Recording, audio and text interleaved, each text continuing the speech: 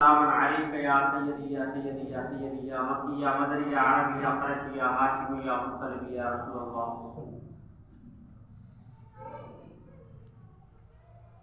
یہ جو مہینہ شعبان المعظم کا ہے بہت ہی بابرکت مہینہ ہے، اور اس ماہ مبارک میں حضور سرور کونین صلی اللہ علیہ وسلم کی بارگاہ میں زیادہ سے زیادہ درود شریف پڑھنے چاہیے۔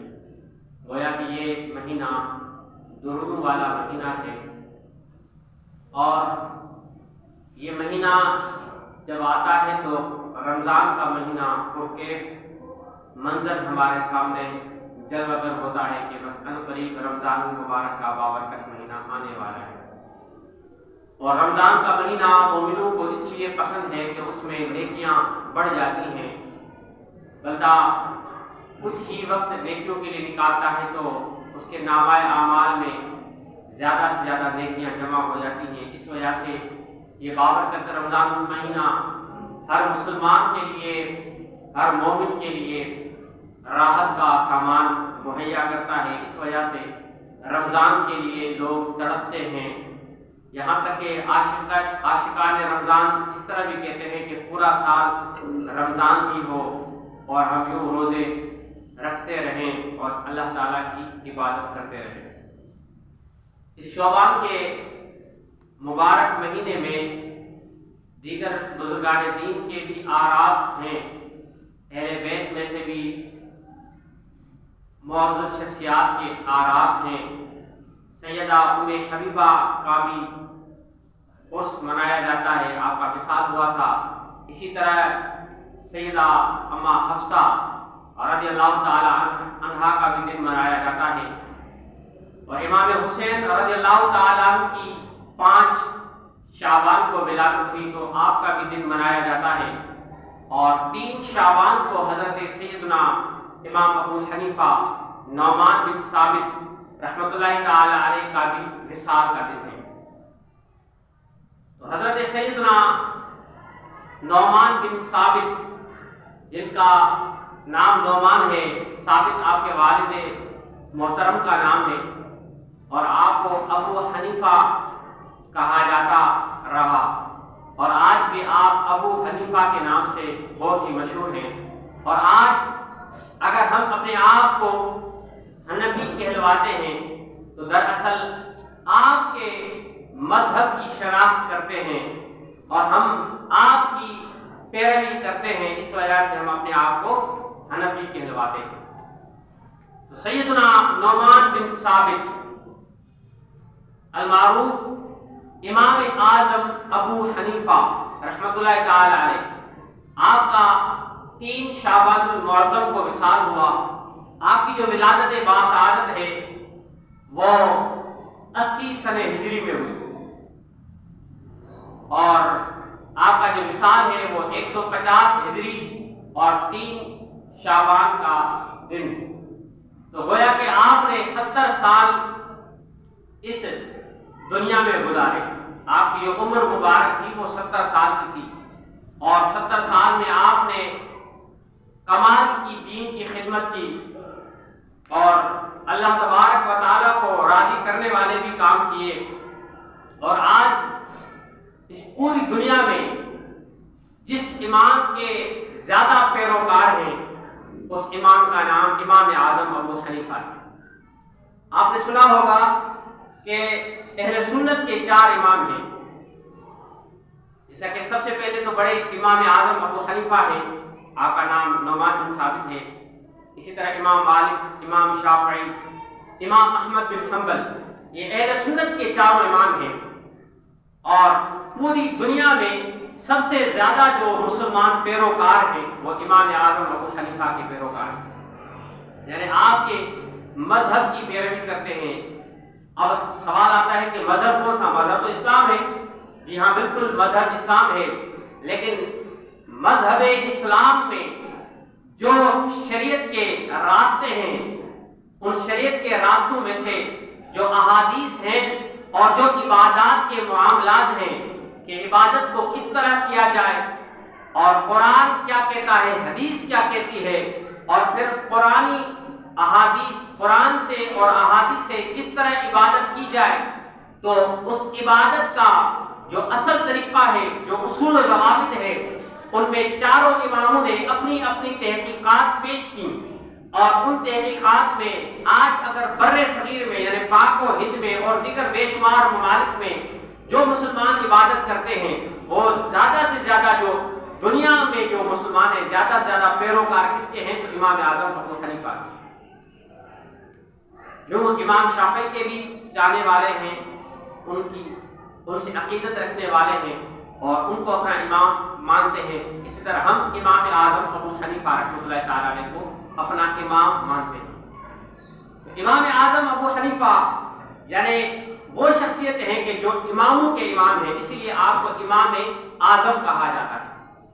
یعنی اعظم کہتے ہیں بڑے کو، جیسے ہم نے سنا ہے کہ ہم غوث اعظم کے ماننے والے ہیں، تو غوث اعظم یعنی سب سے بڑا جو غوث ہے وہ غوث اعظم حضرت سیدنا عبد القادر شاہ جیلانی۔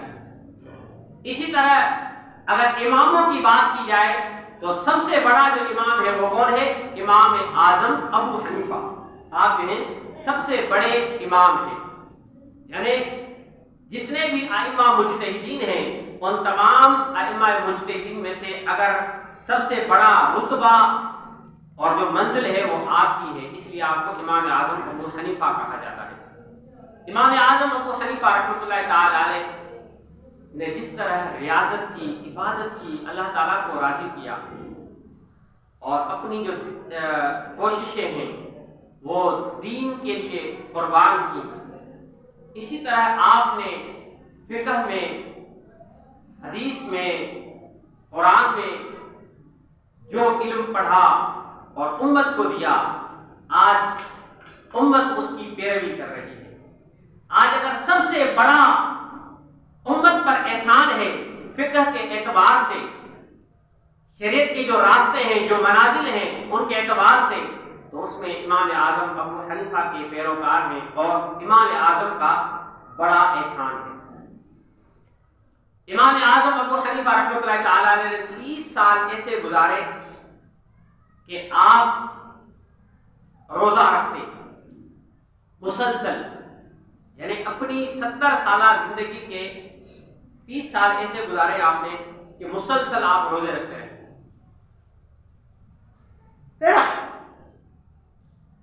اور آپ نے 45 سال ایسے بھی گزارے کہ آپ عشاء کی نماز کے لیے جو وضو کیا اسی وضو سے آپ نے فجر کی بھی جماعت ادا کی،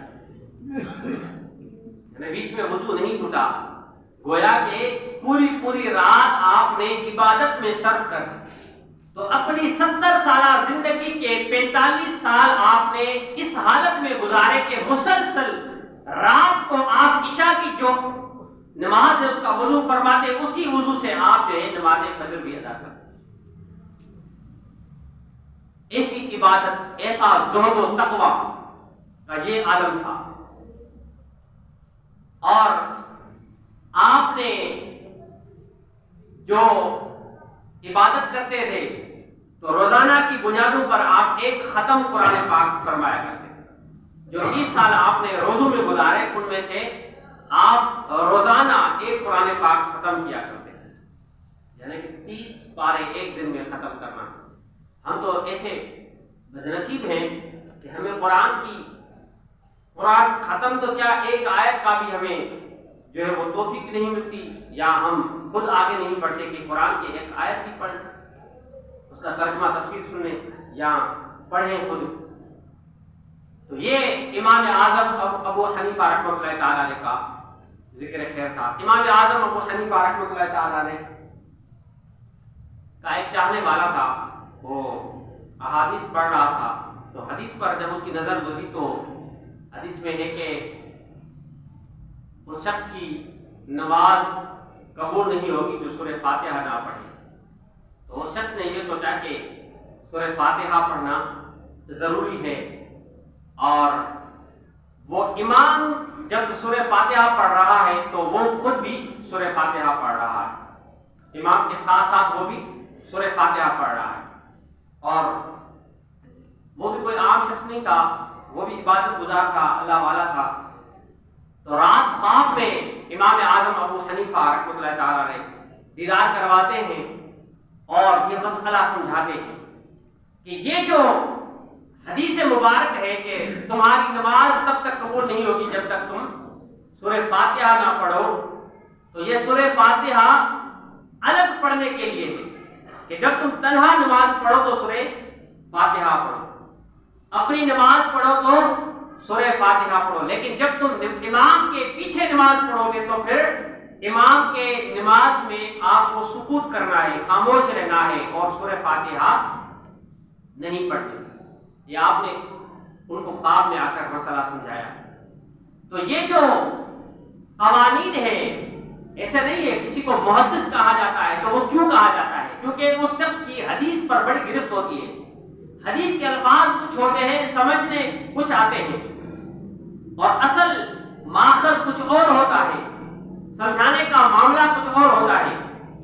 اور حدیث انہوں نے پڑھی لیکن انہوں نے اس حدیث کو سمجھا نہیں. انہوں نے یہ سمجھا کہ جب تک ہم سورہ فاتحہ نہیں پڑھیں گے تب تک ہماری نماز نہیں ہوگی. وہ تنہا تو سورہ فاتحہ پڑھ رہے تھے، جس کو آپ کہیں سورہ فاتحہ الحمدللہ رب العالمین الرحمن الرحیم، لیکن اب وہ امام کی موجودگی میں بھی سورہ فاتحہ پڑھ رہے تھے. اور امام اعظم ابو حنیفہ وہ شخصیت ہے جنہوں نے حدیث کو پڑھا اور حدیث کو پڑھنے کے بعد آپ نے یہ فیصلہ کیا کہ جب امام نماز پڑھا رہا ہوگا تو پھر مقتدی کا کام نہیں ہے کہ وہ سورہ فاتحہ پڑھے، کیونکہ امام کی اقتداء میں نماز پڑھ رہا ہے. پیچھے اس امام کے جو امام کی نماز ہوگی وہ مقتدی کی نماز ہوگی. امام نے جب سورہ فاتحہ پڑھی تو حکم یہ ہے کہ ہم خاموشی کے ساتھ سنیں گے. تو یہ آپ نے خواب میں آ کر ان کو سمجھایا.